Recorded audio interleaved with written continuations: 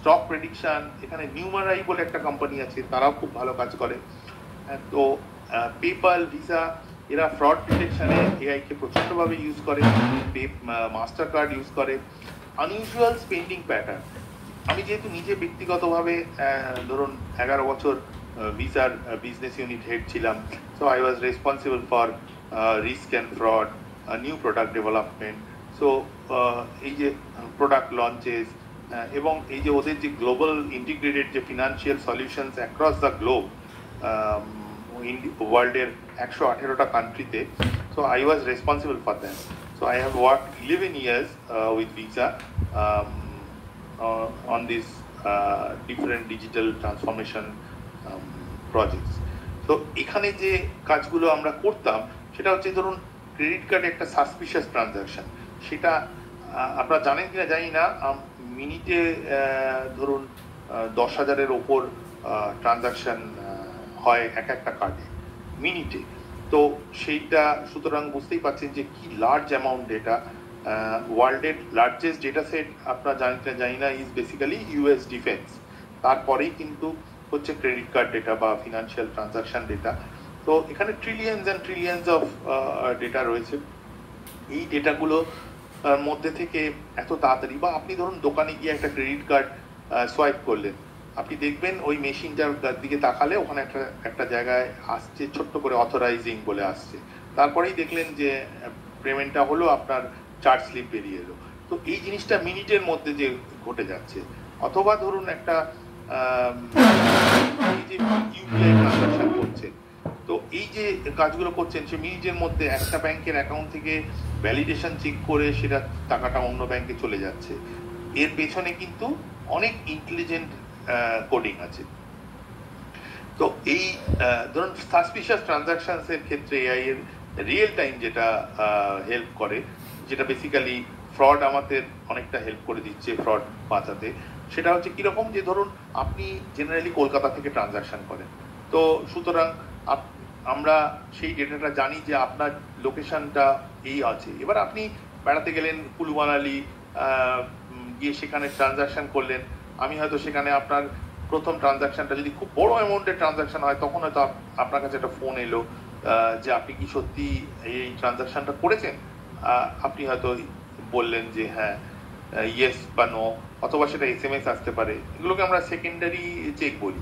কিন্তু আমরা দেখলাম যে না, থাইল্যান্ড থেকে হলো, বা ধরুন দেখলাম যে তার পর মুহূর্তেই আবার দেখলাম হয়তো দিল্লি থেকে হলো। তো আপনি নিশ্চয়ই মিনিটের মধ্যেই বা 1 ঘন্টার মধ্যেই থাইল্যান্ড থেকে দিল্লি চলে আসতে পারবেন না। তো তার মানে কি দুটো ট্রানজাকশনের টাইমিং এর যে ডিফারেন্স, সেটা কিন্তু এখানে কিন্তু আগে কিন্তু কি হতো, একটা ম্যানুয়াল লোক যে ওখানে বসে কাজ করতো, সেই ডেটাটা তার পক্ষে এতগুলো লোককে হ্যান্ডেল করা সম্ভব হতো না। কারণ কি 10,000 ট্রানজাকশন মিনিটে করছে, সে তার পক্ষে সম্ভব নয়। এখন কিন্তু টুল কি করছে, টুল বেসিক্যালি কিন্তু দেখে নিচ্ছে যে না, এই লোকটা 1 ঘন্টা আগে থাইল্যান্ডে ছিল, তাহলে এই লোকটা এখন কি করে দিল্লিতে আসতে পারে এইটুকুর মধ্যে, তার মানে নিশ্চয়ই এটা ফ্রড ট্রানজাকশন। সেই জন্য না। বা আপনি ধরুন রেগুলার বেসিসে আপনি হয়তো 1,000 টাকা করে গাড়িতে তেল ভরেন, এবার একদিন আপনি গিয়ে হয়তো বললেন, দেখলাম যে ফুল ট্যাঙ্ক করেছে, সেটা তাও এআই মেনে নেবে। সেটা হচ্ছে যে মেনে নেবে এই জন্য যে হয়তো দেখলেন যে অ্যামাউন্টটা খুব বিরাট বেশি নয়, কিন্তু আপনি অ্যাভারেজ যা ট্রানজাকশন করেন এবং একটা আউটলেটে গিয়ে, সেই আউটলেটে গিয়ে যদি আপনি বিরাট কিছু করে ফেলেন, সঙ্গে সঙ্গে কিন্তু ওটা একটা ফ্ল্যাগ করে দেবে। রিস্ক অ্যান্ড ফ্রডে আমরা কি করতাম, আমরা একটা প্রত্যেকটা ট্রানজাকশনে আমরা একটা রিস্ক স্কোর দিই। সেই স্কোরটা কিন্তু তথ্যটা, এই স্কোরটা আমরা কিন্তু তৈরি করে মেশিনকে দিয়ে দিয়েছি। তার ফলে সে মেশিন তার বেসিসে কাজ করে বার করতে পারছে যে এটা কিভাবে সে ফ্রডটাকে আটকাবে। জেপি মর্গ্যানের নাম আপনারা নিশ্চয়ই সবাই শুনেছেন, বিখ্যাত ফিনান্সিয়াল অর্গানাইজেশন। ওরা একটা কয়েন বলে ইউজ করে। এই কয়েন টয়েনগুলো কিন্তু আপনি মানে ফ্রিতেও কিছু মানে অল্প কিছু ইউজের জন্য পাবেন।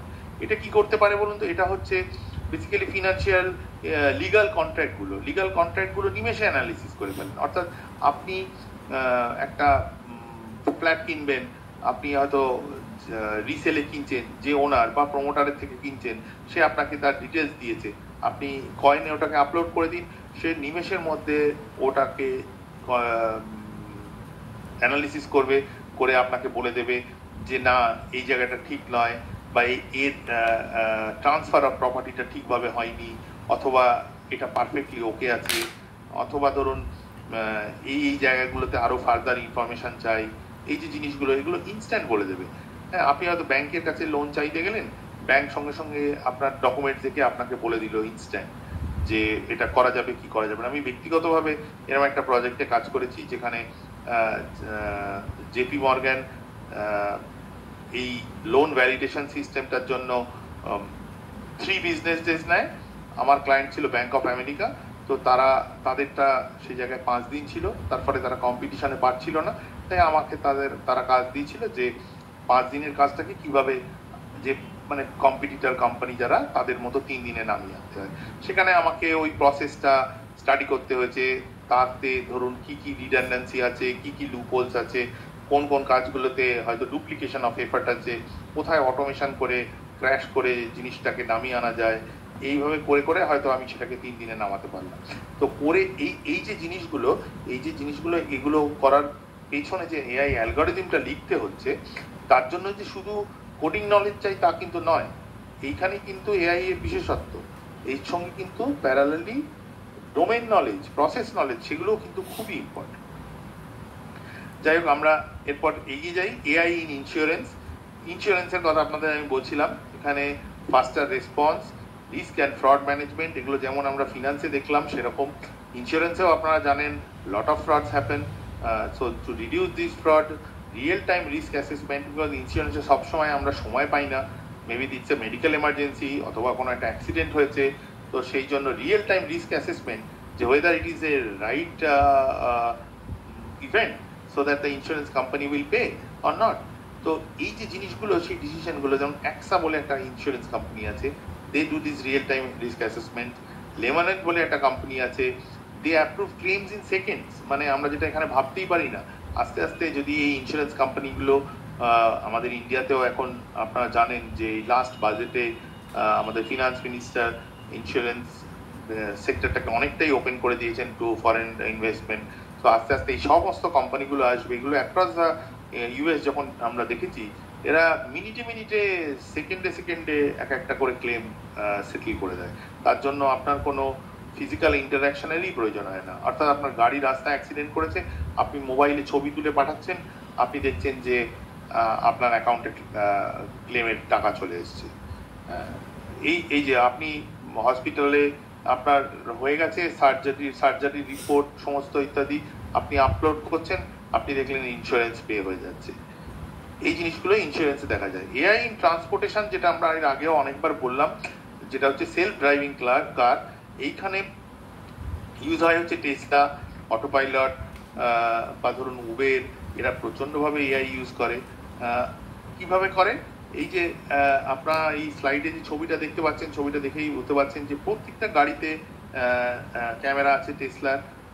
আর উবেরের ক্ষেত্রে ঠিক উল্টো, উবের স্যাটেলাইট ক্যামেরা ইউজ করে, সেই ক্যামেরা ট্র্যাক করে সেই ডেটাটা নিয়ে সেই ডেটার বেসিসে ডিসিশন নেয়। টেসলার অটোপাইলট কি, আমরা নিজেরাও এই ধরনের কাজ করেছি। আমি নিজে সেইটাও একটা এক্সাম্পল আপনাদের দিচ্ছি, যে ধরুন একটা গাড়ি যাচ্ছে সেলফ ড্রাইভিং কার, এবার সে হয়তো দেখলো যে সামনে একজন বৃদ্ধ ভদ্রলোক পার হচ্ছে, তার সঙ্গে একটা ইয়াং ছেলে হাতে হয়তো একটা বাস্কেটবল নিয়ে পার হচ্ছে। আবার হয়তো দেখলো কোনো একজন হয়তো একটা বাচ্চাকে প্যারাম্বুলেটর নিয়ে যাচ্ছে, আরো দুজন। এবার সে দেখেছে যে তার গাড়িটার ব্রেক ফেল হয়ে গেছে, সে কি করবে? এই যে ডিসিশনটা আজ থেকে